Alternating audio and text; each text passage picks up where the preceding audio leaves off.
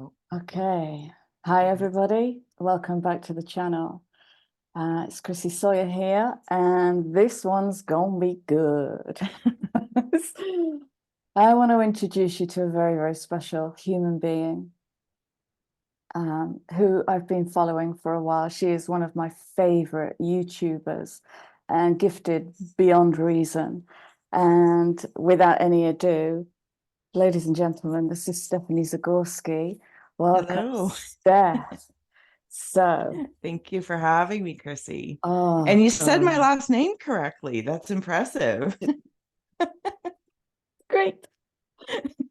So, what I'll do is shamelessly introduce you to the audience so they know who you are. How about her? So, Steph is from Ontario, Canada, and her YouTube channel is called iScry with Steph. So there will be a ton of links in the description box so you can find her in many, many different liminal spaces. From Ontario, Canada, and she is an international ink blot artist and intuitive. In addition, Steph is a yoga teacher, meditation guide, Reiki master, and practitioner of holistic and Thai massage. Steph is a major manifester with her online shop, offering a magical bazaar of original fine art, home decor, the Liminal Reflections Inkbot journal, clothing, books, prints, greeting cards. I could go on, all now available across the globe, and not forgetting her collaborative work to bring the emotional kaleidoscope introspection deck into life. And I've barely started. She describes her work in terms of both klexography and Rorschach, and following his adolescent fascination with klexography, a Swiss game of making pictures from ink blots, Rorschach earned the high school nickname Kleck, which means ink blot in German. Hermann Rorschach first published his 10 ink blots in 1921 as a monograph psychodiagnostic tool. The 1940s and 50s made Rorschach the test of choice in clinical psychology. It fell into disfavor as many clinicians began criticizing it as subjective and projective in nature. And I love the irony that this was maybe never the intention of Rorschach as an entity in itself. Rorschach died in 1922 at the age of 37 after only a 4-year journey with this expressive art. With no clear leader to take the helm, more separate systems developed to administer, score, and interpret the test. In her own words, Steph invites her original ink blots to act as visual vessels that poke the psyche and psychic senses. Maybe Steph is now at the helm. More of Steph's words. I'm a natural hider, always in a state of learning, like, let me do my thing quietly. Scrying is gazing to gain, whether I'm gazing at the clouds, a fire, wood grain in a fence, or a carpet on the floor. I'm a person who gazes into that, and suddenly things will step forward. Words I associate with Steph: grimoire, gypsy, medicine woman, pagan, cathar, mystic. Flavors I associate with Steph: muscovado, clove, sage, dark chocolate. Oh, you are so beautiful. Thank you. Oh my gosh. Oh, I don't know you and I love you already. I love you too. Oh, that was beautiful. Oh my Oh, goodness. As you were speaking, I just want to note that there's a gentleman behind you with really big, broad shoulders. oh, wow. When Wow. my eyes were closed, yeah. Um, I couldn't even tell you if it was a guide garden. It just very broad shoulders, very broad shoulders, possibly a bald head as well, or shaved head or bald head, but no hair. He was very large, very large. I Welcome. don't know Thank you. if you have a guide or a guardian or somebody that is passed. I don't know who it was, but whew. Wow. Okay. That's interesting. And my last little homage to you. So one day, months and months ago, I watched one of your videos and was just totally inspired. So I went digging around and found string and found paint, and I made this. Yes. Oh my goodness.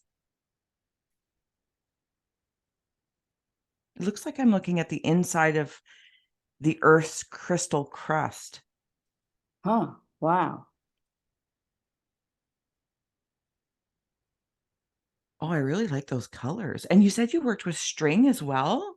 Yeah, this is just string. I think there were 3 strands of string, and I soaked them in water, and then I soaked one strand in black, one in gold, one in blue, and I just let them come to rest, closed the book, and then pulled the string out.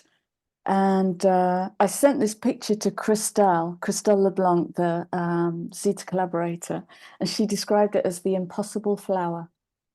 Oh my goodness. Isn't that Take your beautiful? breath away. It The reminds me, I don't know if it's impossible like flower. lapis or Yes. something along that lines. That's what I feel like I'm looking at, the like if that crystal or that stone, gemstone, had something to say to you, had an emotion to express. It does look like a flower. I see it now. Oh, and I Yeah. see a little skull in there peeking out at me with one eye, like a wink. Speaking of the ode, yes. Yes, me Speaking of like too. yeah, Shoulders. there's a crystal, another crystal within the crystal. Huh. Oh my, this is so fun, so fantastic. Oh my This goodness. is so fantastic. And you But know, yeah, carry on. and it's like having, when you see like the petals, but they're gold petals. Yeah, that's beautiful. That's because of you. Oh my goodness. That's how you Oh, touch. stop. That's how you touch the world. That's how you touch the world. You have no idea. This is Oh probably my going on goodness. all over the world. People watching your videos going, "Where's my art stuff?" Oh my goodness. So Oh people, my goodness. this amazing woman has created an ink blot for today's playtime. And when I got the ink blot, it just brought tears. I saw a beautiful story in there, which I could have got completely lost in, but I was very aware of the time. So I'm going to show you the ink blot, and I've mounted it on card already because it's so damn fine. Are you Oh, thank you. ready? Oh, I love it. Do you love it? I do. They're all like my Oh, little ink blot babies. oh, I birth them and I gaze at them and I watch them grow and change. And then typically who my muse is, like they're released to that. And I don't know, it's just such a very interesting connection and then detachment for freedom. oh, wow. It came in with such a beautiful wave of love, and it brought in this wave of Kundalini just came pouring through me. And what I saw immediately was mother, father represented as seahorses, child here, Beautiful. moving down through solar plexus and sacral, whoop, right down into the base chakra. And these like the sacroiliac joints. And what I got Yes. was something about cosmic family. Oh, I'm like I'll see if I can bring it up on my end, if I can find it the same way, but I sit in the Oh, dark. wow. Right about here, this Yeah, gentleman, it's yeah, like he has fire hair and he's pouring like almost like, you know, how people do glass art and they melt the glass. yeah. That's what it makes me feel like I'm seeing. And he's like pouring fire. It's not fire in a bad way. It's like a creation of fire, but he has hair that's fire. Oh, And he's creating this something.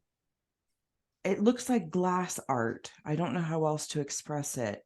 And the water, the blue underneath, yep, it's like those water pellets of cooling come in to help solidify whatever the creation decides to mold into. Forging fire, cooling water. Forging fire. That's how it feels like. It's there's like you were saying about that Kundalini. I feel like we're just jumping right in here, so we're going to do it. Oh yeah, all the way, all the way. Yeah. And in that, how a Kundalini awakening or the shadow of a Kundalini awakening might feel. And for some, it's like this, it's like having the taps of hot and cold water. And finding that temperature within the self to go, okay, I want a little bit more hot, a little bit more cold, you know? Yeah. That Temperance. maybe that's, yes. Yes, temperance. And we spoke just before camera or before recording, but the card that came up, I know my lighting is on, is the Dark Night of the Soul, that in my world, I would slide right in the center. Oh, wow. Of that. Yeah. Which feels so illuminating, though. How do I say that? Okay, thank you. So it's like the man I saw behind you. The only way I could see his outline is through the contrast of a shine for his shadow, even though it's not his shadow in the space that we might think of it, but just even his outline, his presence. The contrast is complementary. Yes. I wasn't, okay, yeah. Do you know what I'm saying? You carry on. There's a unicorn in there as well, that the horn of the unicorn is all the colors of the unicorn horn. It's not a solid structure. It's like a fluid flame almost of this unicorn horn. Mm. The other cards that came up were journey and guidance. And again, bringing in that light, but the path through the dark. It's not dark. It's almost like it's dim on purpose. So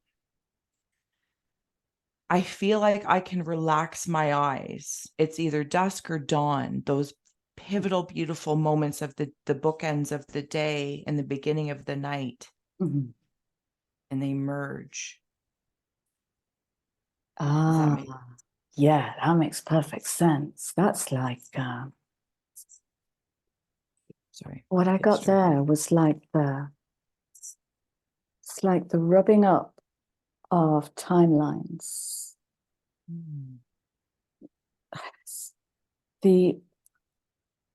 It's like an amalgamation, a bringing together of many experiences, like the collapsing into one. And it can only be seen by not looking. It's that beautiful, soft, and right in that dusk, that the seeing into the liminal, the inner eye working rather than the physical eyes, sensory perception on fire. And my rear heart chakra feels like there's a breeze coming through it. There's a coldness.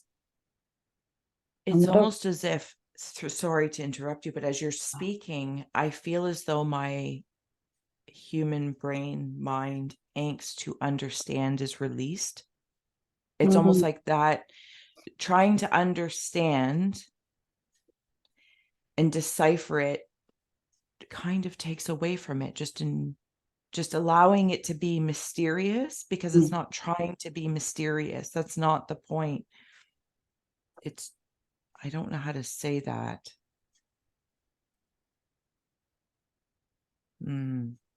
It almost like trying not to intellectualize. Yes, because to intellectualize it would be to pull it through the 3D matrix and alter it, distort it. And confine it maybe a little bit. And confine it. And so the challenge there is to move through and out, through. It's not out because it's all within, but to move through the matrix programming into that. What is this? And really using all of the senses together to form new understandings and new identities almost that make no sense, and being okay with that. And yeah, I land there a lot of trying to not make sense of the sense. Oh, you do it really well. It's an art to leave something hanging, because the intellect is so strong in this matrix that it wants to do the whole equation so nobody is left confused. But now, look at that, let people be confused. What I was interesting with, and I just want to plant the word Ragnarok so that we can go back to what we were nattering about before we hit record. After I tuned into this and got the early messages, there'll be more that comes out because I cannot stop looking at this. That's really, really grabbing my attention. I just chose a few decks, and one of the decks was the numerology deck, and as I just cut the card open. Cut the cards, not the cheese. The cards, not the cheese. And we have parenting, which I thought was amazing, as I'm seeing the mother, the father, and the child. Yeah. And that came out with teaching and learning rather than imposing upon another one's own will.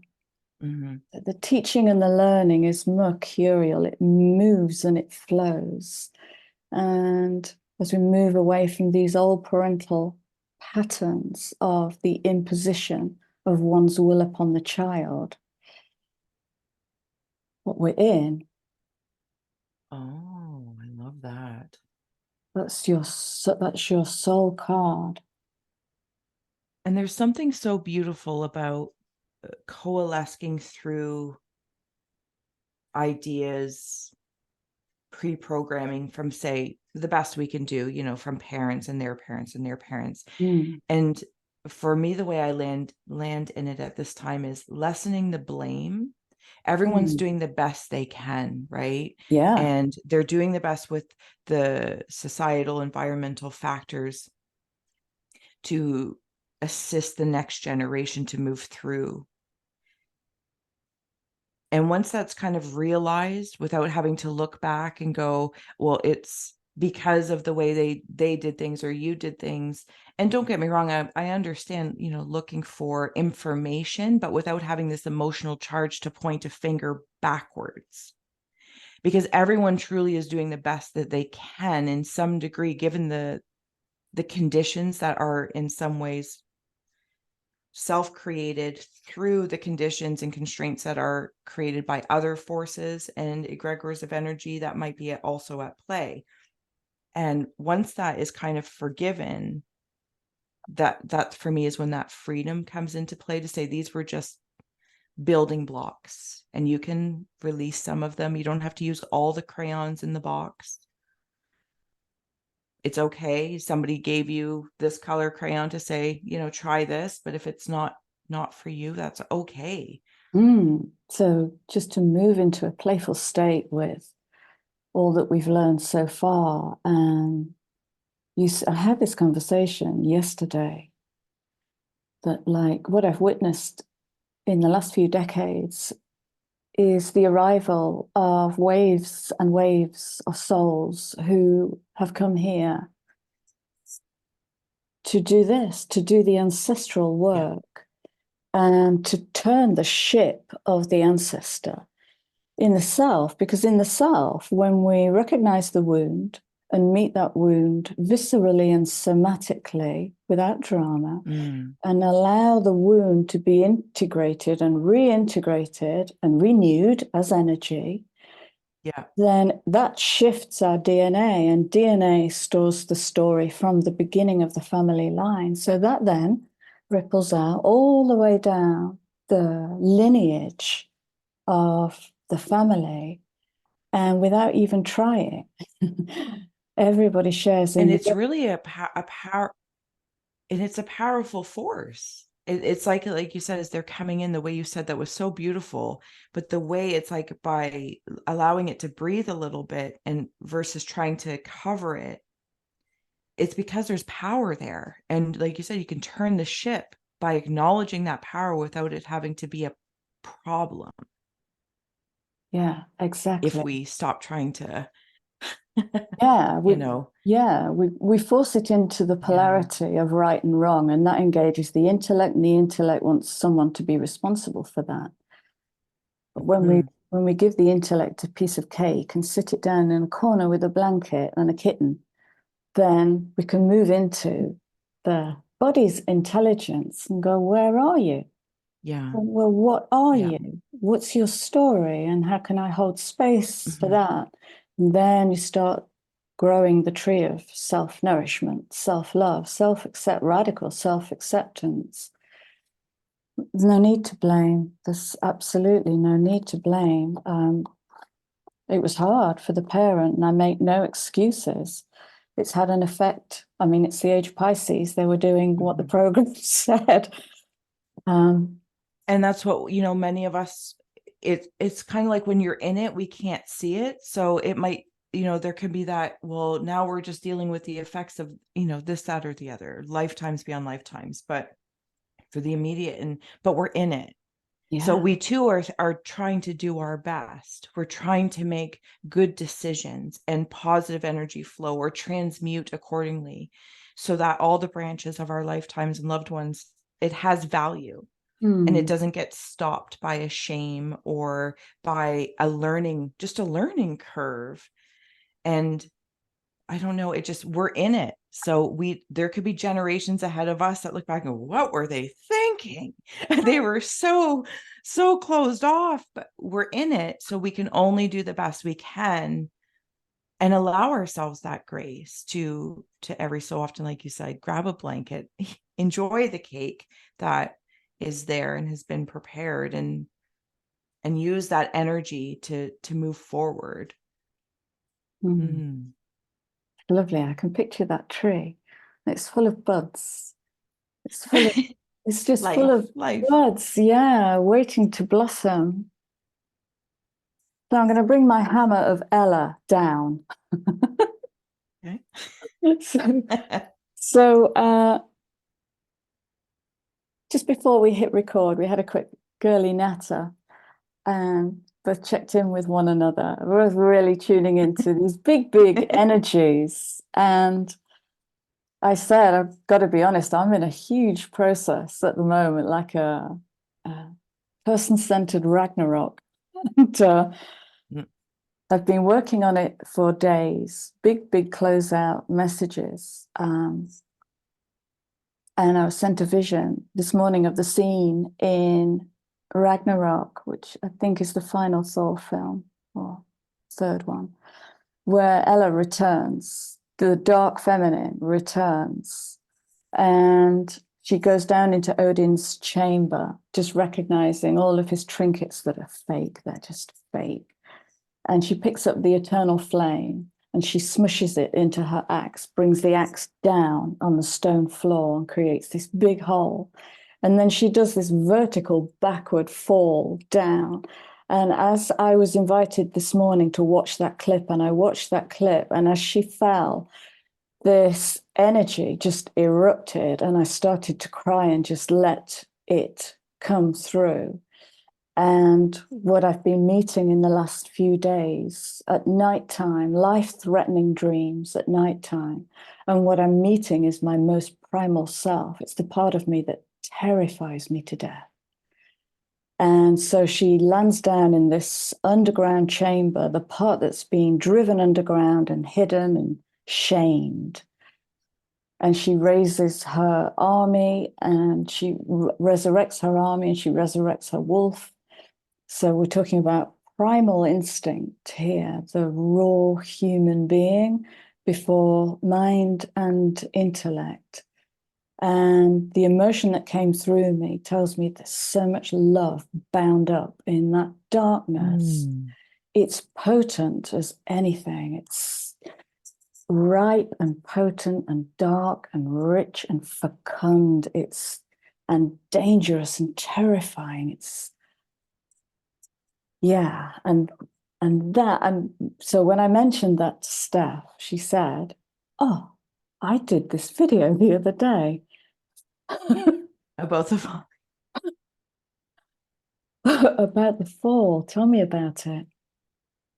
Interesting. I don't really remember a whole lot about readings, but yesterday's, I don't even know if I have the ink blot around me. No, because I use scrolls. But the general essence was, I remember the title, thank you. So it was about rainbow warriors in Wonderland. Oh. And at the two sides of the ink blot, I could see this like those falling dreams, and you fall. And just as you were saying, like, terrifying to your death. And those are those kind of dreams, right? Where you're falling and you shudder and you're waking up because of that sensation, the sensation of falling, but inevitably plopping down into Wonderland or upside down. And even the crown scroll, thank you, I can see it. The crown scroll was upside down. So the understanding was upside down, but it's upside right. Because here it was like a pasture, and there was a fox, and there's all, nonetheless. And you can watch the reading, and I yammer on. But the point being is that there was like some sort of prophecy about these rainbow warriors, but the warrior word or aspect isn't ferocious.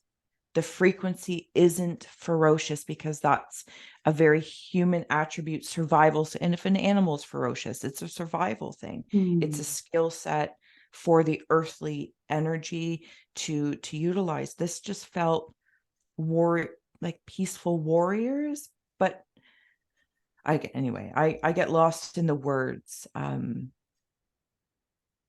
actually rewatched it back myself, because I remember being in the reading at the end and like shaking my head and like, am I still here on earth? Where am I for a moment? Very Psychonaut style, very existence exploring, but bringing with, thank you, the conduit of emotions, because I was in a swimming pool and I could hike myself up, like out of a swimming pool, the edge of a pool. And if you can imagine that feeling of being under the water and having to exert to hike yourself up to the edge of this pool or pond, and then dangle your feet in that very same water with leisure. But the water was a conduit for some, and fire's a conduit for others. Earth's a conduit for others if you land more shamanically. There's all these elements that were there at play to say they're all portals of possibility. But it's about building that resonance and relationship, and not assuming because of their existence, like and I'm being very topical, but saying, okay, well, I'm going to connect to this star to gain this information. There's a respect in building that relationship with that energy. It's, I don't want to be nasty Nelly, but sometimes just in general, we can feel entitled, right? I exist, so I'm entitled to use a rock, or I'm entitled to use this crystal because it is an I am. But then there's that humble grace when you step forward with it to build a relationship to get the best version of that element or energy. And it wants to work with your best energy. That's not saying good or bad. That's not saying what it looks like, but you know what I'm saying? Spending time with it. Anyway, so it was, yeah. And then when you were speaking of your dream, I like full body chills. Full body chills. I'm like, oh my goodness. Here we are in Wonderland together. And I'm giggling as well because this morning I had a quick virtual chat. So me and my sister from another mother have these virtual chats where we don't necessarily have time to talk with one another. So we leave each other recorded messages. And this trail, this timeline, this gestalt gets born of, oh God, yeah, I'm seeing that too. Oh, I'm glad you're seeing that, because after I left that last message, this happened. So we have these multimedia conversations. And I was saying to her this morning on a message, I'm like, yesterday it was like I was standing on the planet calling out, where has everybody gone? Where is everybody? And I'm talking through this, moving myself through the process. And then I started to laugh and I said, that's not the question. The question is, where am I? Oh, Where am what I? awareness though. Oh, I'm wow. I'm MIA. So this weekend I'm going to play with beings, missing in action, because I'm here, but I'm very much not here. And I'm staring right into the void, and the void is staring right back at me and asking me to be not afraid of the darkness that I'm pulling through. Because what that is triggering actually is some remnants of religious programming, the dark and the light, the good and the bad. It's all just energy, and what I'm actually pulling through is the dark feminine. Thank you. And the first card out yesterday was Lilith. And I'm nattering with Christelle this morning, and I shared a message about Ragnarok. She said, that's interesting because Lilith is trine the big conjunction. The Jupiter-Uranus conjunction is trining Lilith at the moment. So you've got this hot fire. So you've got this hot fire of Uranus coming in. The expansion of Jupiter daring the feminine to come in. Yeah. And just as you showed that, I was seeing suddenly, just as you plopped it in, if I'm here, wings, it's almost like each boning of a wing is being added in. extra rib cages.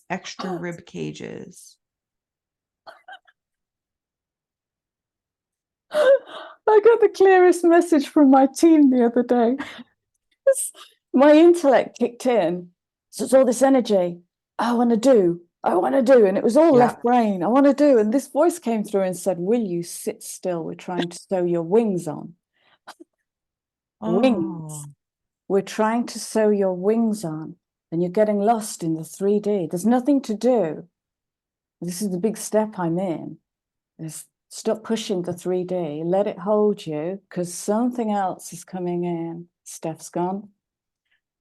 Okay, so as you were saying that, I interrupt a lot and I apologize. Never apologize. As you were saying that, getting those wings on, I can imagine like this childlike eagerness, and this costumes being put on with wings, but the stage, the play is the human experience. And it's like, this is actually what it's for. The wings are for the human experience. So please just sit for a moment. Let us put the wings on. So when you go on stage to the play that's being produced, that's being directed for humanity, it's for that. It's for that. And then I see tap dancing specifically. I don't know why tap dancing, but nonetheless, that's fine. For that, not to be hidden. The wings. It's for the human experience. Many of us, or at least I can admit for myself, like over, just in general time, and we, seek out different ideas, inspirations of the spiritual realms, the senses, and it's all very beautiful. But the way I sometimes have been leaning into it more recently is, as it was said, it's for here. It's not for the other realms, because that's where it's being infused in for here. And while many of us might fight that to be like, well, because it's so much airier, right? There's less density and it's just so dang beautiful. Like just the sensation of it, it's a lessening of density and heaviness, but then your wings, that's what makes it lighter here. You make it lighter here by sitting still for 5 minutes playing and getting your darn wings on. that's lovely. Thank you. Oh, thank you. That's beautiful. That's just the purest expression of child energy. It's cheeky and it's fun. And it's like I can see a little version of myself skipping onto stage, like, and she's done something clever because she's a complete geek and she can actually move her wings. Yeah. Right? Like, so much fun in it all. And there's the adult that's watching, trying to say, remember your lines. Okay, we're doing this. And we have all these supportive aspects, archetypes that are all there. All we need to do is have fun with it and lighten it up a little bit, because it is heavy, but that heaviness isn't bad. And I think sometimes we absorb that because it is heavy and it gets transmuted into badness. I don't even know what that means, but you know what I mean? But maybe that's part of, the dark night of the soul, the Ragnarok of it all, and to fall into that void with grace. Because I can speak for myself, and sorry if I'm wandering off, like my surroundings tend to be more darkly lit. I like darker colors because whites and lights in my environment are activating for me. I can't relax in a white room because I want to paint the whole damn thing. I see it's a canvas for me. So when I was in a lot of different yoga studios, and many of them were white, and I'm like, I can't relax here because it's stimulating me. It's a canvas. So I would take eye pillows and I would do my own due diligence, right? It's not my responsibility. I acknowledge that. And likewise, there's other people, when I had my own studio at the time, it was the same, very dark and ambiotic. For some, that's very soothing. For others, that's frightening. It's frightening. And working through that balance to say, my aspect that I bring forward is in the grief of it and in the void of it, because to me, that's like the womb water. I feel safe there. I feel taken care of by source. I don't know who my mother is at the time as she's walking about doing groceries and I'm in her womb whooshing around, but I'm safe. So, and that's where I tend to move through.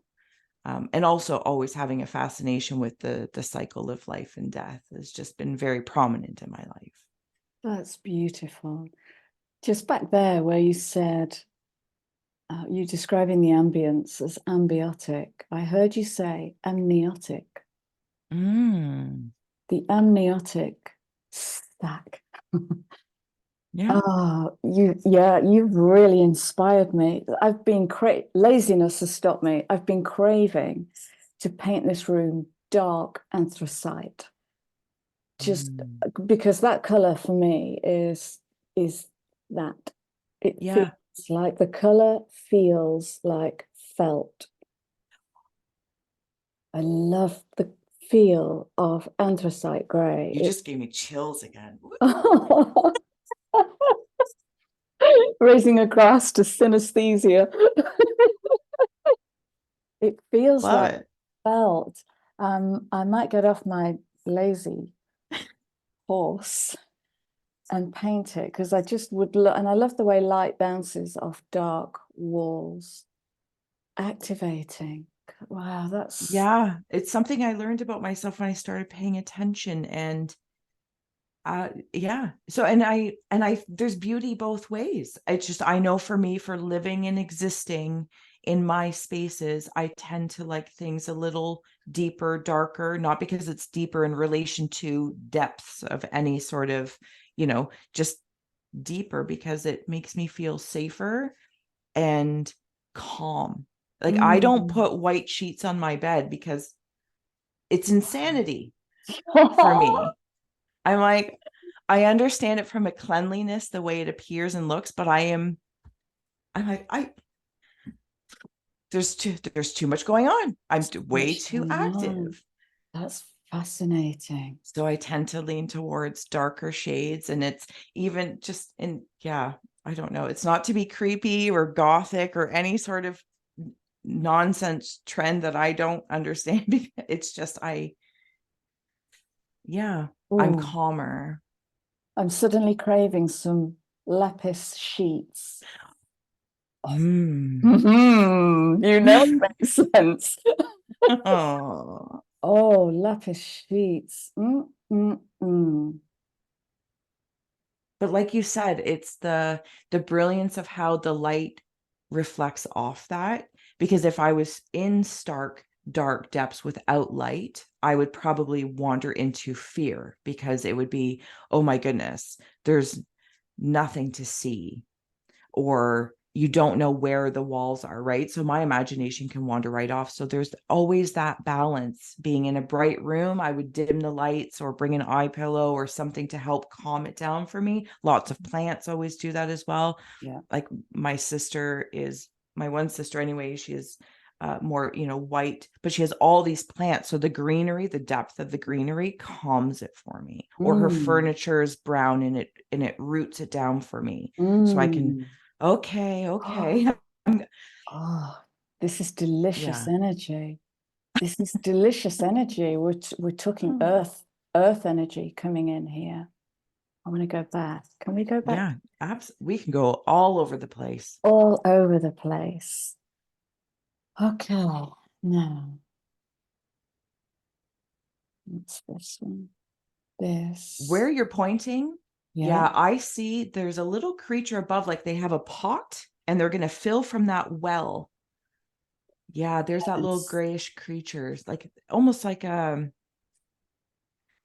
don't know, just like a pot, like you're going to a river, but I'm seeing it as like an obsidian river, but there's this little plop of blue, like the whole world, the very world you were standing upon. And you asked that question, where is everyone? Where am I? And you're going to dip your whatever, vessel, Yes. your Yeah. cup. My cup. Oh, sorry, I got distracted. I interrupt all the time. I'm so Oh, rude. I'm so sorry. really? You don't have to apologize. So, flow state is yeah. Let's go to the hairpin. Let's go to the hairpin. The Yeah. hairpin. Oh, hairpin. Something about you won't see it coming. This is Uranus. You won't see it coming. 1414. Oh, hang on. Give me a minute. 2810 1. This is wow. This is could slow And I'm down. seeing like a hairpin, and then it puts something in place. But sometimes you got to put it in your mouth.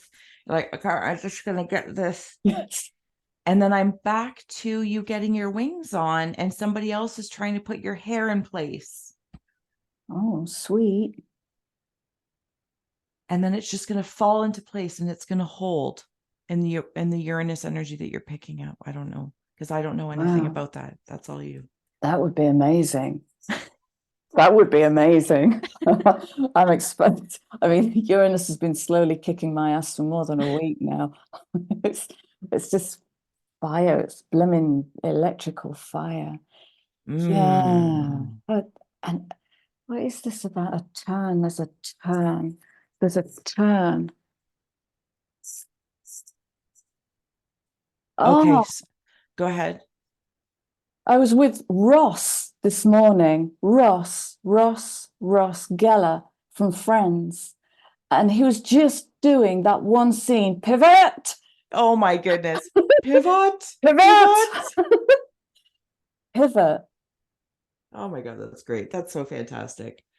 Interestingly enough, as you're pivoting, I'm seeing radiate. Radiate.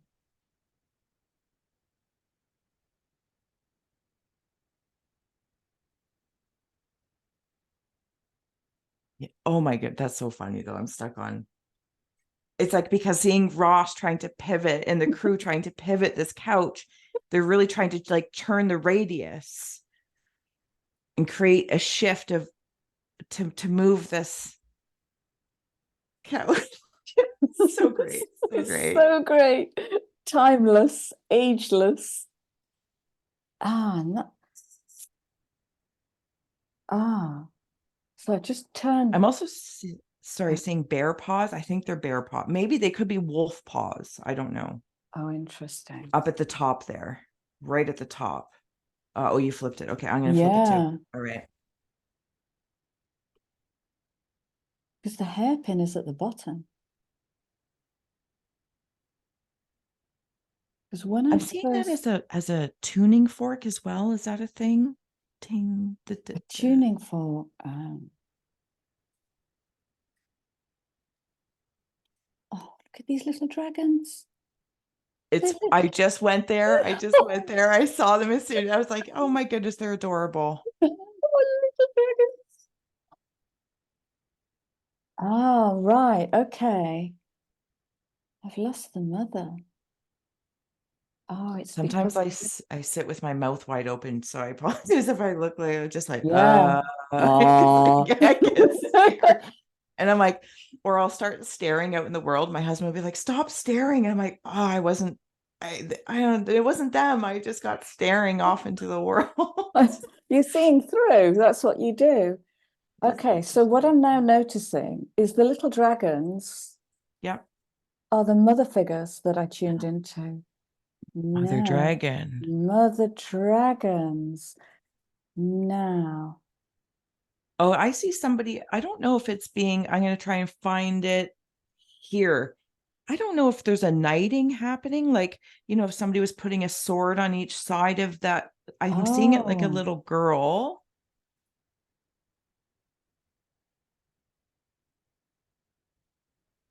Okay, there's a wolf in front of her. That's what it is. It is a wolf. So here's the wolf, and here's the little girl. yeah. What's going on? Oh, wow.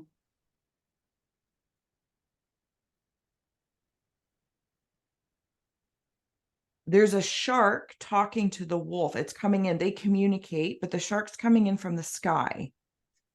It's again, was this yesterday in the same reading? The sky is the sea, or is this my imagination? It might have been the old soul's message yesterday. The sky is the sea. I don't know, but I'm seeing a shark come in, but it's friends with this wolf. It's almost like what is a predator is also your protector. So it's Mm. reminding me of when you're talking about Ragnarok and Ella going down and raising the army of the dead. They could look like enemies to the wrong person, something about perception, but they're really protectors in this case. Mm.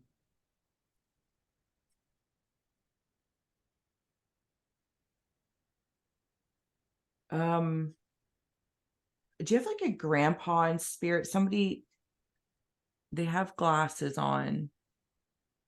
He's kissing your forehead or your cheek. And there's a swan as well. It's a mother goose. It's a mother goose.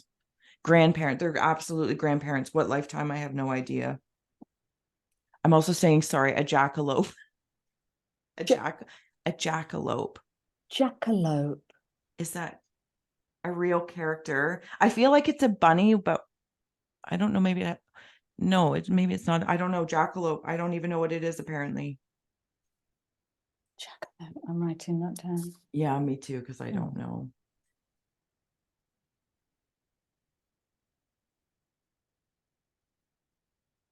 No, I never really knew my grandparents in this life. They're down here.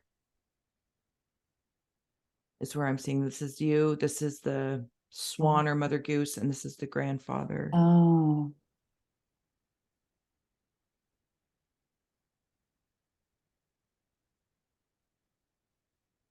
There's also a mushroom. A mushroom.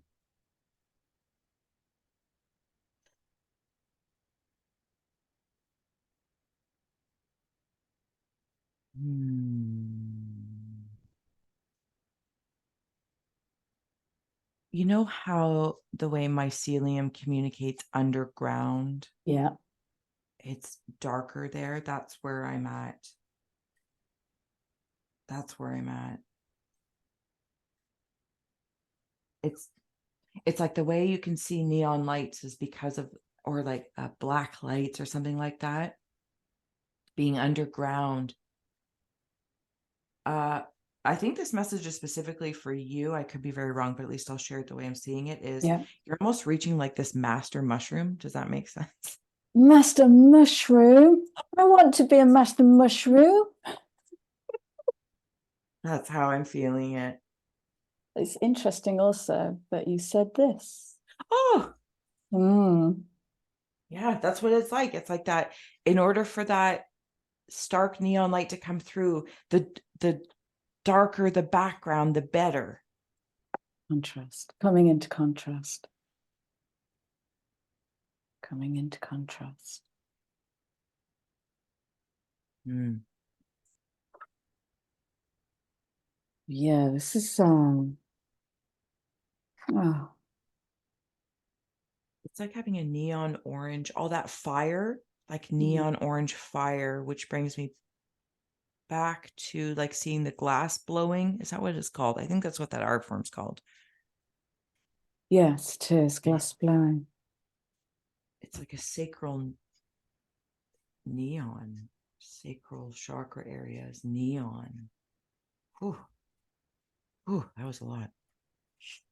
Yeah, I can see it. That's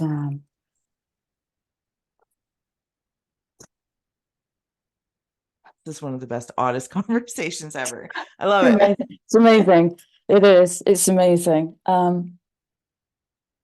Okay, the painting behind you looks like something being glass blown. And down below is like that mushroom master.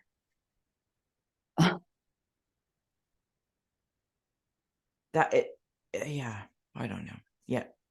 I'm trying to put a shape to it, but that's ridiculous for me to try to do that. yes. Oh, I see the face now. Okay.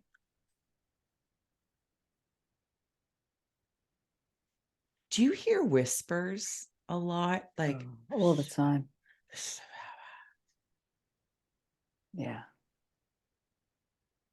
something about your throat as well. I feel like your throat chakra and your crown chakra are connected like really well, or that's a vein of connection we're working through or something like that. I don't know. It's just been palpating and wobbly for about 10 days. It's like if I were to lean in and exaggerate, it would be like I'm going, Oh, which kind of sounds like a call, like Jane of the Jungle call or something like that. And then as you said, 10 days, did you pull a card with number 10 on it? Is it the karma? Oh, There's another one. Karma clearing. karmic clearing. Oh, Thank you. interesting. Yeah. Neon gives off neon's characteristic bright red when a current from a high voltage transformer ionizes its content. So it's activation.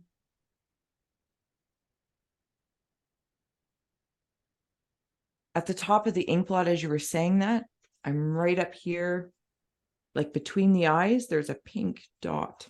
Mm. As soon as you were talking about that activation, I saw it being like a gentler root right between your eyes, like a gentler, passionate, like passion fruit versus red apple. Mm. Mm.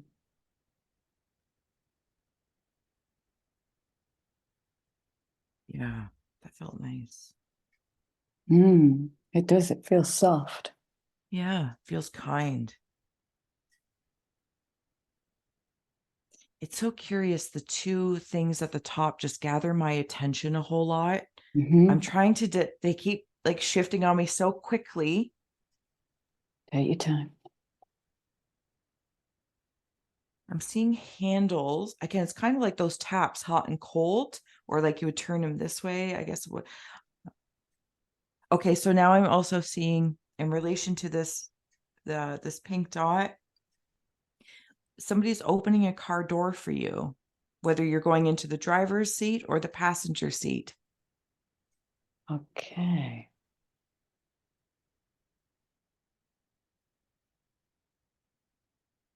I'm also seeing, okay, like, this is so weird, but I'm going to say it. Mhm. Sharing bubble gum. It's like, oh, do you have any more gum? No, I don't have any gum. Well, here, have some of mine.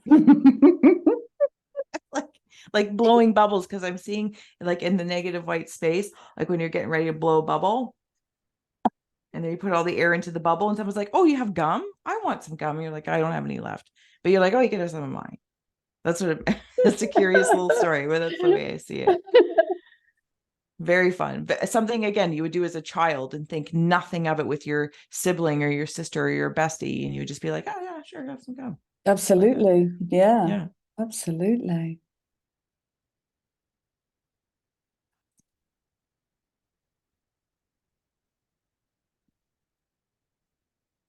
I feel like I'm suddenly also watching a flower bloom with a hybrid flower. So somebody might have taken like a rose with a bleeding heart and a daisy and somehow has, okay, it doesn't have to be a hybrid. It could be a bouquet. Hmm.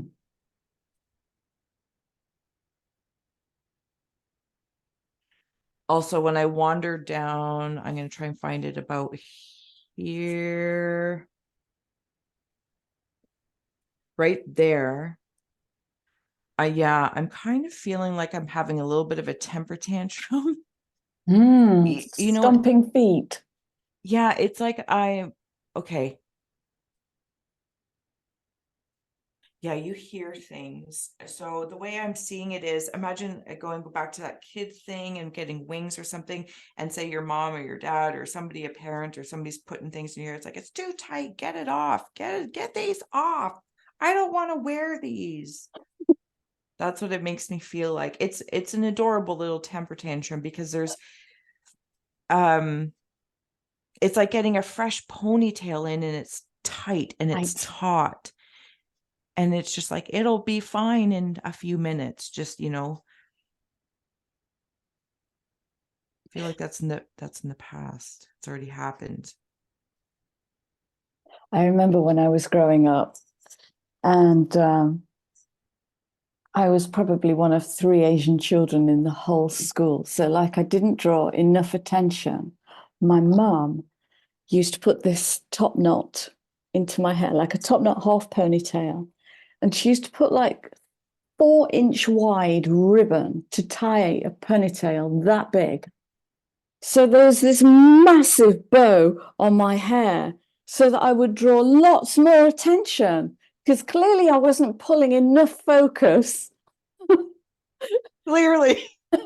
That came out as soon as I got to school. Oh my goodness. Damn ribbons. Oh, Yeah, something in the hair it's like, get this out of here. get this out of here. Was it a red ribbon? Like, or did it change colors? Principally, one set of reds and one set of blues. Okay. Yeah, and they were horrible. Like, they were really nasty, and they were all kind of embroidered with silver thread. I mean, they couldn't have been more Indian if you'd woven them yourself. Like, look at this Asian child. Look at her shine. She's so beautiful. And we discard it. Oh my goodness. It's amazing how habitual it can be to hide, to blend. Oh And my that makes us feel God. safe, right? Or to some degree, Absolutely. it does. I can absolutely relate to that. There's, even in this adulting experience of being online, and maybe it'll resonate with other people, of even stepping out online as an adult. Well, I don't know about for kids. I feel like everyone else is born with this understanding and knowing, and I have to stumble into it. Like, how do they know what to do? Like, I don't. And I adore the confidence and I adore the knowing, but I'm just like, I have to acknowledge, I don't know how to do this. And so I learn anyway. The point being is, I remember, I'm not a person, or even my mom knows, I don't like my picture being taken. I just wasn't that person. I didn't want to be seen. I don't want to be seen. I'm the person that wants to work behind the scenes of your beautiful play. And I want everyone else to be the star in the audience. I don't want to direct it. I want to be behind the scenes doing work that it just is different work. And in different ways over my life, though, I know that I prefer to be there. I continuously put myself in consciously situations and environments to slowly get me out from behind the very curtain. And it's a curious thing when you're aware of it, because you're like, but I know every job I've ever had, any company that I've ever worked for, there's a clear pattern. I will start somewhere behind the scenes, and over time, my curiosity will override any sort of hindrance to stay, because I'm just curious, and I'm like, oh, I'm going to apply for, maybe I'll work in the office. Oh, maybe I want to work on that line, or day shift, night. And I will continuously, unbeknownst to me, go up the corporate ladders, but that's because that's never my goal. But my curiosity gets me, and I'm like, and before I know it, I'm like, oh, well, okay, I want to go back and hide. I'll start something different and then do the same thing over again, but usually in a different industry, subject matter. So I can fully appreciate like this unraveling. Wow, Then coming in online, it's like, here I am, just, okay, I'm on hiding again. I'm like, yeah, I'm here. Yeah, that's such a conscious birthing process. Yeah, over and over and over again. And I could say, if I was to be quick about it, it seems redundant, but I do notice it changes subjects, areas. So they're not the same. It's just my cycle of, I don't know, interacting with it, maybe even perhaps, and building confidence. Yeah, different experience. Yeah. That's a great way to build confidence, is to walk into a fire every now and then. Yeah, that's many of my jobs over my life have been sink or swim positions, and they're frightening, and I've tended to always make my way through. And but if I look back, there's always been constants. And no matter what job, career, whether it was administration, corporate, to yoga, massage, it does not matter. There were always constants. I was always known as the spooky girl, and I was always known as the creative girl. And those things always carried with me. And it wasn't until, you kind of go through that bigger cycle within the smaller cycles. It's like, oh, what do I want to create now? It's like I finally came into my place of just realizing my constants. And with my channel being born, growing up with a psychic medium mom, like tarot's normal. Coming home to a seance was normal. Those things were normal. Going to land and picking up dirt to sense what I felt, and my mom asking me, was normal. Those were normal things for me growing up. Having a spirit box was normal. Art was normal. All these things are normal to me, but they were always so separate in how I viewed the world externally, or they were ridiculed, or they even art. It's too hard. It's not the responsible thing to do as an adult, as a career, all those things when you're a teenager trying to decide what you're going to do with your life. And then suddenly, it just kind of all came together and said, I'm not separating them.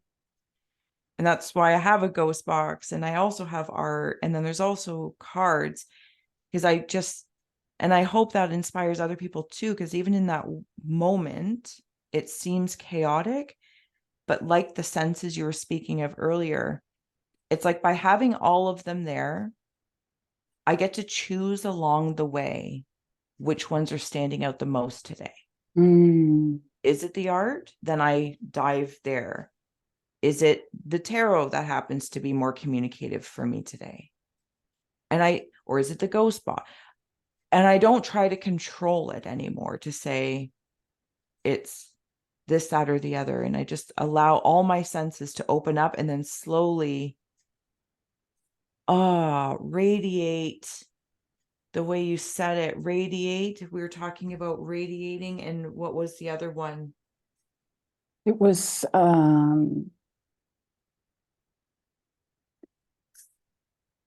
You saw it one way and I saw it radiate. yeah, I saw it as a, what did I say? I Hairpin bend? About this turn? is why if I don't write things down, like if Ah, it's not yeah. yeah, so that's how I kind of flow now. And I flow with other people as well. Like that's in conversations. And Me too. It's got to the point where I consciously curate my friend group now because so nice. I'm very aware of how deep and sensitive I am at last. And At last. at last. And if I can't hold myself in that, nobody else can. And so I become the example by bravely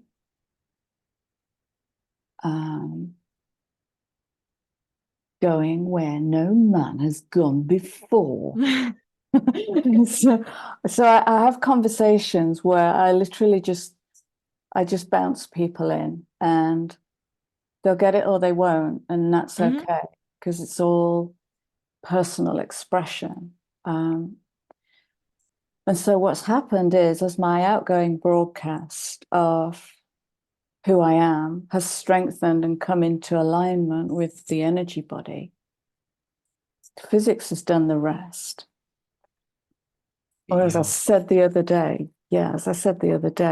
I just make the videos because it's my passion and my Higgs boson does the rest. But look, that's that pink particle. oh my God. Thank you. Thank you. You put that together. Well, the way I see it for you, your pink particle. That's fascinating because I can feel that here and in my upper palate, like calibrating, resonating. Yeah, I can feel that. And it's like if you were to see the handly things or the way they're like your eyes, and like you said, it's calibrating in this conversation between facial senses anyway. Mm. Yeah, specifically facial ones. I don't know. Whew, rabbit hole there. Wow, beautiful. Thank you. Yeah. And so by changing this, the Higgs boson, the physics of creation has just kind of fallen into line, and I'm surrounded by beautiful people that I want to be with. There's nobody in my life I tolerate. I don't move to tolerance. I either love or I don't know them yet. It's that simple. It's that simple. That is really nice. I can resonate with the tolerance. I feel like there's a good portion of my life I had to learn to be tolerant, and that got me in trouble. It got me in trouble. How? By being tolerant, I tolerated a lot of things I shouldn't have, because it was under the guise of, by being a good person, you tolerate, and you tolerate beyond what's beneficial. You help beyond my ability or my energy capacity. And it for me, it heightened and created codependency connections. Yeah, brilliant. By being so damn tolerable. Brilliant. Yeah, it's a bugger. Yeah, and it's like that. There's a wisdom to everything, right? Manipulation is typically a nasty word, but to manipulate clay is a beautiful thing. So I've had to learn to look at the totality of language and what side of the coin that person, place, or me is working from. I'm not going to just, assume, but a positive word isn't necessarily a positive word. Or, when someone says, well, their intention, well, there's lots of people with interesting intentions. And so I don't throw around intentional a lot either, right? It's a personalized, very individual thing that inevitably interconnects us. But I've learned that.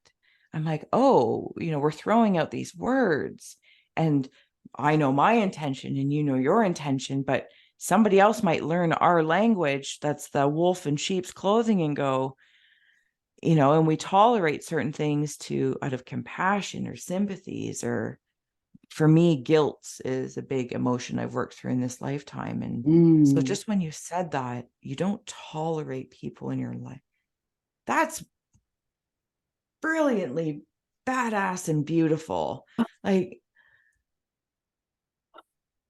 well said. Whew. Oh, bless you. Like, that should be on a t-shirt.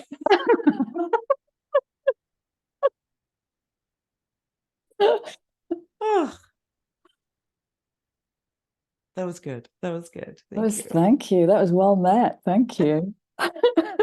I like to think out loud, apparently, a lot. I just yammer on outside thinking. Oh, I do that. I talk to myself as I'm walking through town. Chrissy, you're going in completely the wrong direction. Is it time to turn? Would you like to turn now? Are you like your own GPS system? I'm We're my gonna own. turn left. I am my own, and I stop strangers in the street. Oh God, I remember a couple of years ago, this woman was walking by me in the street, and I stopped her and went, "Can I just say, whoa to your shoes?" And she turned to her boyfriend and she went, "See, Yeah. Validated. validated." Yeah, they were incredible shoes. Oh, amazing. Yeah, I love stopping strangers in the street. I love strangers. I love meeting new people, but I got to be careful. I've always had to be careful because I'm useful. Look at that. That value knowing is deep. That is shaking me.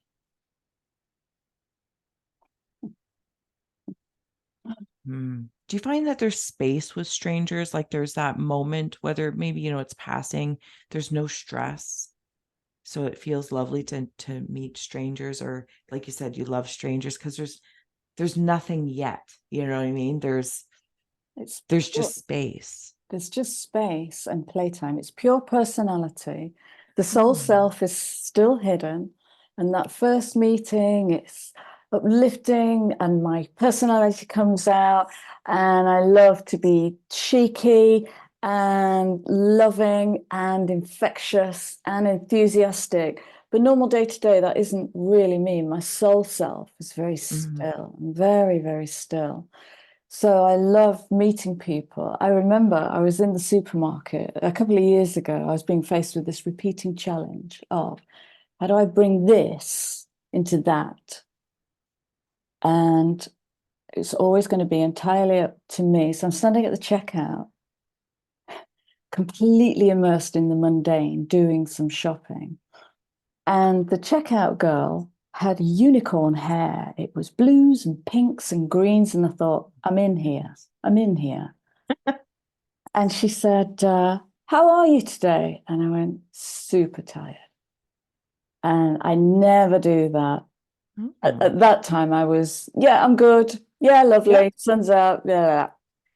And I went, I'm super tired. And she went into overdrive with guessing and fixing. Oh, is it this? Oh, have you been doing that? Oh, I bet you've been doing that. And I just stood there and thought, give it up, Crystal. Just give it up.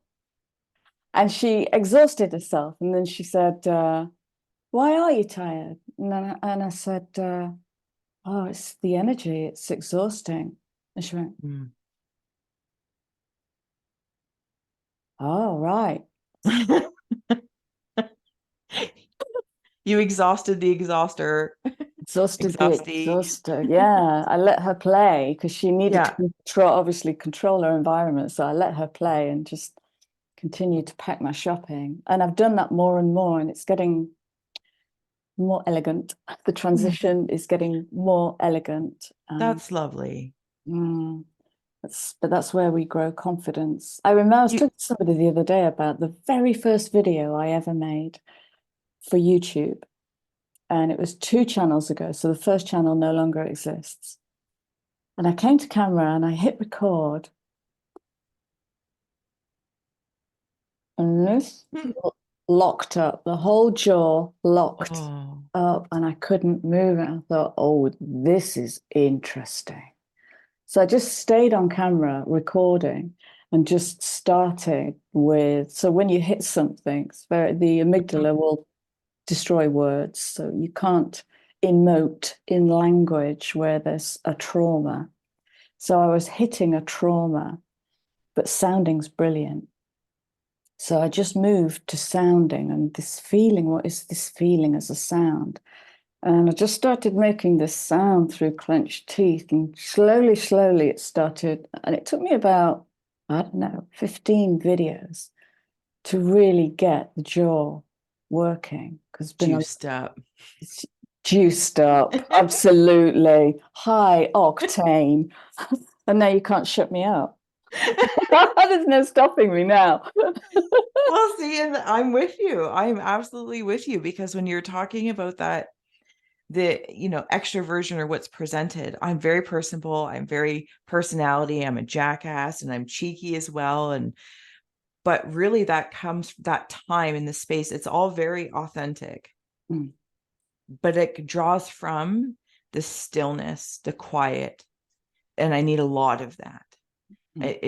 That's my alchemy at this time, and it fluctuates, and it has fluctuated in order to have my personality have time to shine, or my extroversion, whatever the case is. I require, or I shouldn't say I require, because I don't want to hold it to that, but that comes from a lot of solitude, and I'm okay with that. I don't see it as anymore as like a stubbornness or an unwillingness to have this busy schedule. I've tried to be that what other people can produce, because I see it as a producing, and I think it's so beautiful. But I'm like, that's not my speed, that's not my alchemy, and I become withered and Yes. very, very tired and Yeah. angry. I get angry. Angry. Yeah, it's like being like almost like the hangry, right? Because I'm hungry for a solitude that I feel like I can't have, because Yeah. it's not producing the same way. Yeah. So learning that over time has been very helpful, and also allowing it to be busy, right? And when it is, and then knowing, okay, I'm going to have, not, I don't want to call it recovery time, but it's a balanced time to say, okay, if I have a really busy weekend coming up, it's in the best interest of all that is that, Monday be a little Yeah. down low. Yeah. Absolutely. And when you get the heart in the right place, there's a busy weekend coming up, and get the heart in the right place. It's a busy weekend coming up. It's beautiful. It's exciting. And it's okay. It's not this on off thing so much anymore. Yeah. It's a little bit of a dimmer switch of going, okay. And it's lovely. But Mm. that, like, I can spend a lot of hours not talking. My husband will be at work and just quiet, and realize he comes home and it's like, oh, okay, I switched gears. Okay, we're making dinner, and we're, very traditional that way. And Wow. then it's like his presence brings in an excitement, a physical Oh, energy how expression of lovely. excitement. But yeah, that's Well, just it. It made me feel well that you acknowledge that as well, that yeah. your cheeky Balance. personality, but it's like stoic almost. Mm. This Mm. stoic sweetness that is honored, Oh, not held to being, a stick in the mud or something like that. It's what births the personality and creates space for that to play. yeah, completely. Oh, it's so That's, beautiful. Thank you. oh, thank you. That was gorgeous. Should we pull a few cards? Let's do it to it. Mm.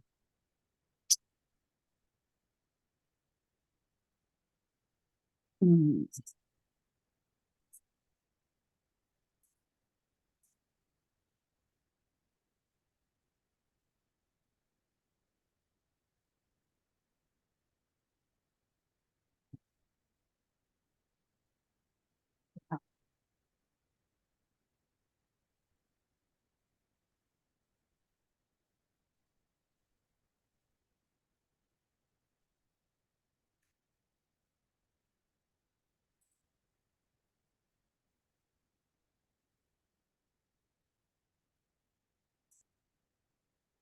I'll take one more.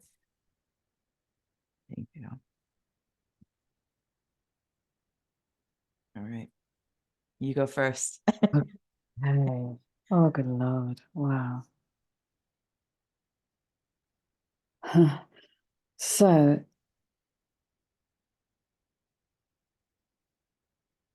the underlying card is the Two of Swords, and that's coming in with a song by Olivia and Travolta.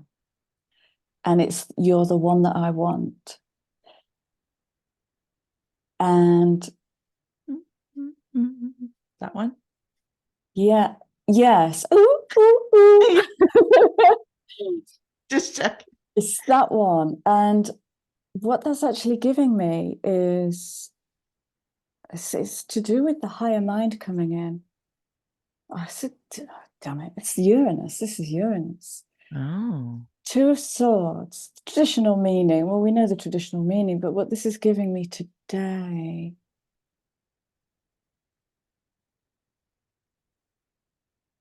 is. I'm seeing that spot right there where your finger is as your pink spot. X marks the spot, and those two beings as the eyes. And the almost like the golden energy off to the one side. I don't know if I'm seeing it as a dragon coming out from in between them. Yes.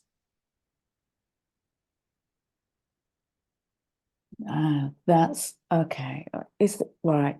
Give me a minute. Lots of words. Yeah. Hemispheric is the first word I get. Hemispheric.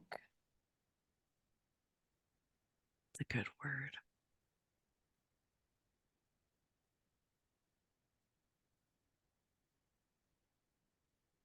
Do you think that there's like a mycelium in the fabric of reality, in the sky, versus Yes. just in the earth? Yeah. Yeah, I do, based on the body is replicated through nature and through the universe. And as we have neuroconnectors, so too are there, like,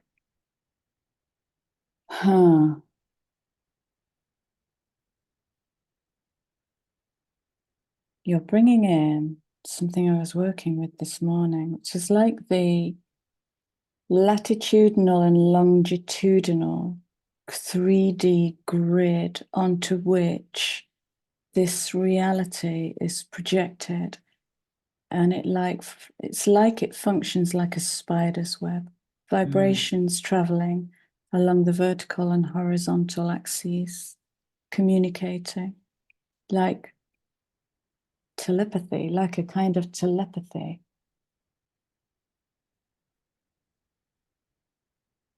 And so kind of becoming a spider with that and learning how to feel where the vibrations are coming from. As you were talking, I was seeing somehow in some way of the structure that I can't actually see what you're seeing, but I understand what you're seeing. Yeah. It's going from wires to wireless.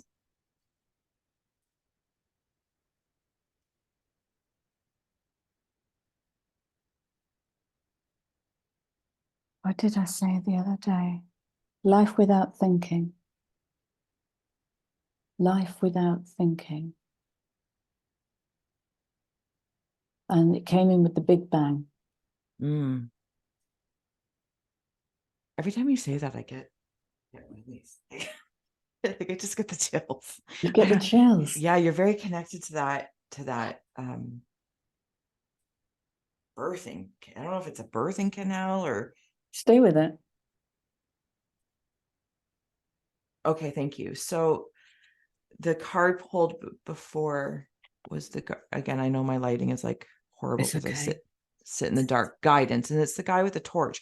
This is actually when I did the eclipse reading, reminded me of like something. They were turning on the Higgs boson thing, and there was somebody waiting on the other side, or an energy waiting to see like what we were going to do or how we were going to interact with. Anyway, that's what it. That's what it is. That's what it feels like, what you're talking about. You, when you talk of it, specifically you, torchbearer.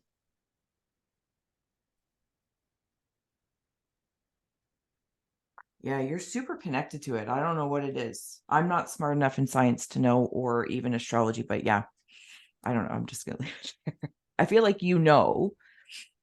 Yeah. I don't need to constipate it. I love when you say that. They, it's something that I was made aware of before the eclipse, and it's kind of been in the back of my mind, and I wanted to bring it in, and for some reason I haven't, but thank you, you're bringing it in. Why, on an eclipse, a total solar eclipse, do you fire up the Hadron Collider? Why? And I've been sitting with that question since the eclipse. And since the eclipse, everything has become strange, alien, like I'm back in this, like it's the making. Oh, it's the making, it's the making, it's the making, it's the. As you were doing this, I was feeling the actual sac that we spoke of in the beginning, the wombs, where the fluid is in the womb. I felt like you were like touching the sac of creating. Amniotic, the fluid in the sac. Yeah, Which is interesting because I have here my cards that came out were truth, fertility, and empowerment. Oh, wow. Truth, fertility. And empowerment, all very much, they're all females on it. Huh. It's just the feminine as God.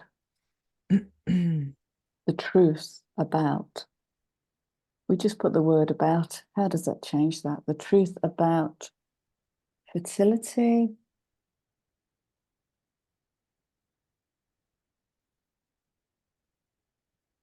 Oh,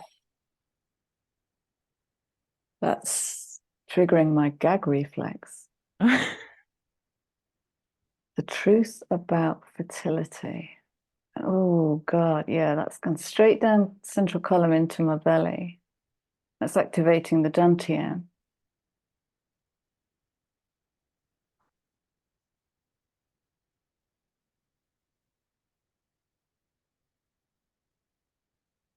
And what was the last card? Was it power?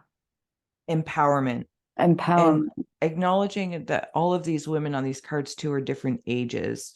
Classic mother, maiden, crone, father, son, Holy Spirit, whatever. Whatever anyone lands in. I'm just noticing that as I'm gazing at them. See, but this empowerment card, it's like she's coming out of the guidance portal. Maybe it's one you were talking about in the beginning. I don't know.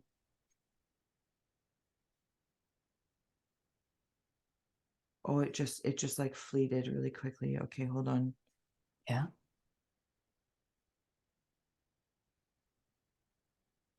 I'm seeing it like a hitchhiker of some sorts. And it was specifically attached to the word when I think you used, no, it wasn't holographic. What was that word that you just used? Started with an H. And Hemispheric. Hemispheric.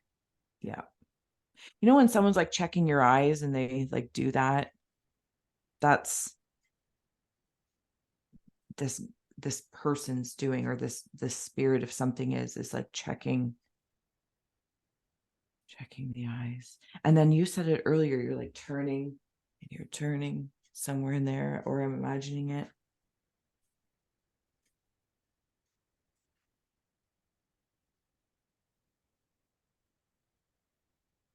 I feel like the message that I'm hearing is that we're fertile with our own truths, and that's our own responsibility, less the conditions, circumstances, environments, or people, places, and things around us. And while they might be contributing factors and or ingredients, the fact that we choose to adopt them in and bring them into our bellies when we are at a fertile frequency of sorts, we inevitably, what is birthed from that is our truth. Mm. It's our baby of truth. It will grow and become its own. It will become empowered. And while it might wander out into the life 10 years, 5 years, 100 years later, generations later, we may not recognize it, just like a child might wander away from the nest and come back a decade later and be different. We might have energies, things, whatever these things are that we've adopted, and it will go off and create its own energy source and come back home and say, you are my source. And you'll be like, no, I don't recognize you. I have grown. And I am from all the things one might have adopted, thought of, ate, consumed. And you don't blame the tree for making the apple. You ate the apple. You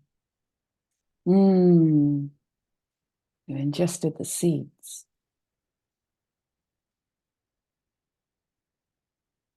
Whew. There's something a bit Adam and Eve coming in here. Yeah, you getting it? Yeah.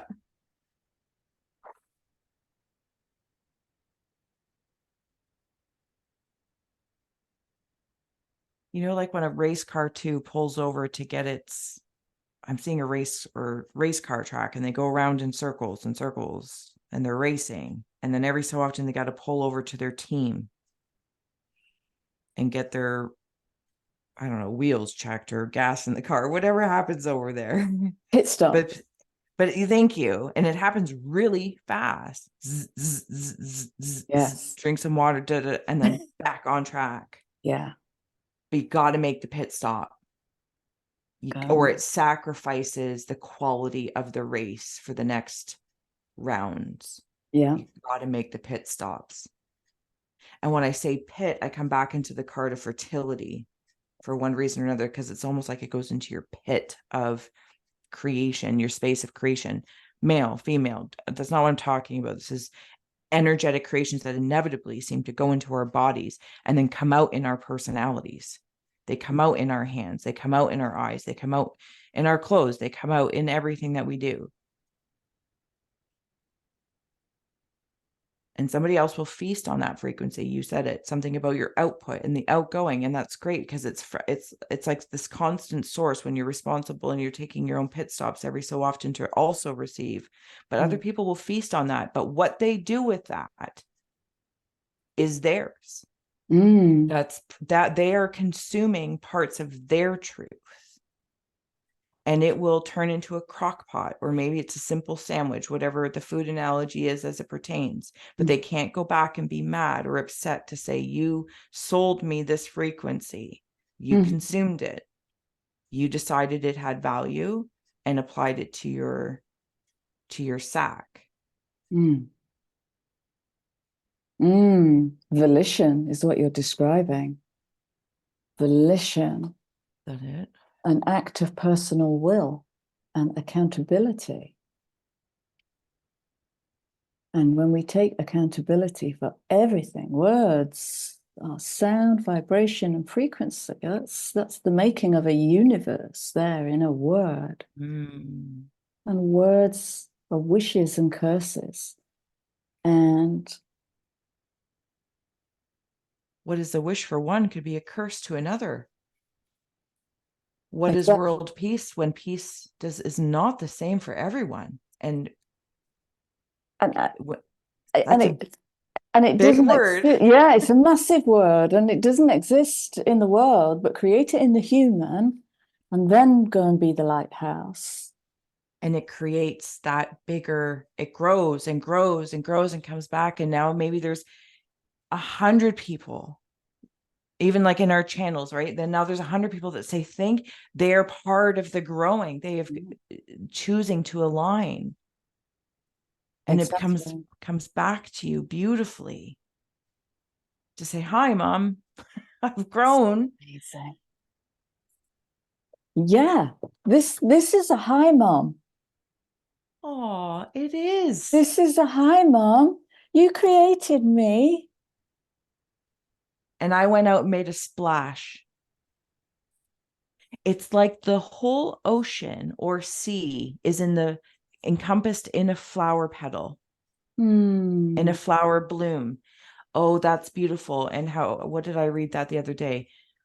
And while the bloom might be over, it is the seed, and that is what I am leaving you with.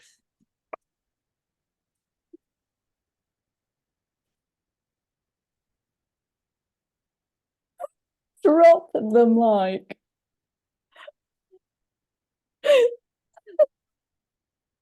You are Mama Earth, Mama Mushroom Earth, Mama Mushroom. I'm calling you Mama Mushroom from now on. What should we call this video? Curious conversation. Curious conversation. I have no idea. You name it, whatever you would like. Right. I'll take Jackalope. Do we think that's the real thing? I don't know. Do you know what it brings me into is a show, and I think when we were kids, either America's Funniest Videos or maybe Full House, or I just don't know if it's real, like out in nature. But maybe it is. Maybe it is. I don't know. It is now. You made it. It is now. Yeah. Yeah, I'm going to try and work that into the title. Oh, wonderful. Wonderful. Yeah, I don't want to speak to these cards now. That was... Oh, I'm sorry. Did I cut you off? No, so don't do that. It's yeah, I think we've kind of covered the big messages. I don't even know what the big messages are. Do you do that? You get to the end of recording a video and you've forgotten everything. Like, what have I just been talking about? Yep, all the time. All the time. Thank you. Because I thought I was a little like, disassociating, but in like a bad way. And I'm like, what just happened for the last 30 minutes? No clue. And then, when you have to like make the title or the thumbnail, or even, I'm like, I got nothing. Yes, completely. Completely. Do you ever watch your videos back and activate yourself? Yes, there's some that I hear, you need to watch this, and I'll be like, oh, and I'm like, this happened? Where was I? Yep. I totally get that. And I love it. I totally get that. Ah, Steph. Thank you. Chrissy, my dear, thank you. That was fun. Oh, that was magical. That was magical. Thank you. You've helped me find my life force. I felt like the Walking Dead this morning because I'm just not sleeping at the moment because I'm running, Ophiuchi and how we run missions at nighttime and running. Absolutely. Oh my goodness me. It's like last night was like, no, just no. So I didn't have the whole mission life threatening challenges going on, but I had this massive activation last night. Oh man, it's just solar activity. It felt like solar radiation last night. Just oh gosh. And Uranus. I'm looking forward to this weekend. Well, I gotta say, in all of your knowledge in various levels and realms, you do so elegantly. It is really beautiful to watch. Really beautiful. Like, I feel like I'm like a Frankenstein, and I'm okay with it. Don't get me wrong. Like, I just fromp around, but the way it's like a sacred mother, the way you express, and not that it has to be mother masculine and feminine, but because it's really embodied. It's almost like from the beginning when you spoke and saw the parents of the mother and the father, you are very elegantly and eloquently balanced. So when you speak and share, it is the child. Does that make sense? Yeah. Oh, that was beautiful. Thank you. Well, it's you, so thank you. It was beautiful. That was really beautiful. Okay. Oh, it's you. I'll say. Oh. I'll say expansiveness.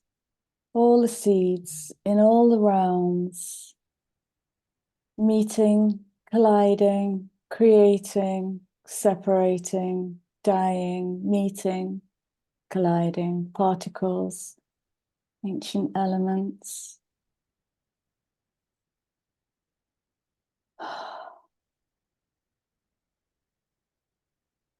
Yeah. Discombobulation. And the wonderful part of that expansiveness is the contracting back in, retracting. Yeah. Right? It's the bounty and beauty, like you said, of the life and the things dying and seeding. It just, it gives a really nice visual to it, almost psychedelic, which is totally my realm as well. So don't get me wrong, but there's this it's not overwhelming all the time. It's, you know, it's a learning curve to interact and have a relationship with that, I think, for everybody and whatever we are expanding. But definitely, to lose our sense of meaning is growth beyond reason. The falling back. Yeah. The falling back. So I'm going to say, stay on the line. And we're going to wrap this up. And I have just enjoyed every second from the minute Me too. I Me too. clicked the button. Me and Steph just went.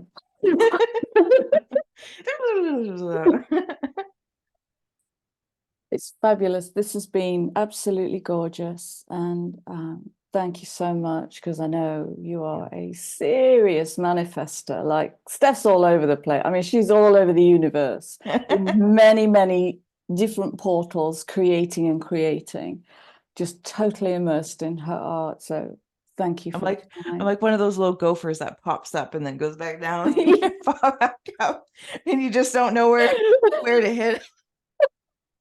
So if anyone finds out my pattern, please do let me know. What's that called in America? Is it whack-a-mole?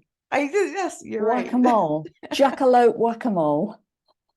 Oh my goodness. It's coming together. I Jackalope love it. whack-a-mole. See, it all makes sense now. It all makes sense. So I'm going to say goodbye, and Steph and I are both going to invite you. You're very welcome to please like, share, subscribe, drop a shameless amount of comments. And all of Steph's contact details will be in the description box. And I want to thank you all for being here. Thank Thank you, you. Steph. Amazing. Take care. Now, how do I stop this?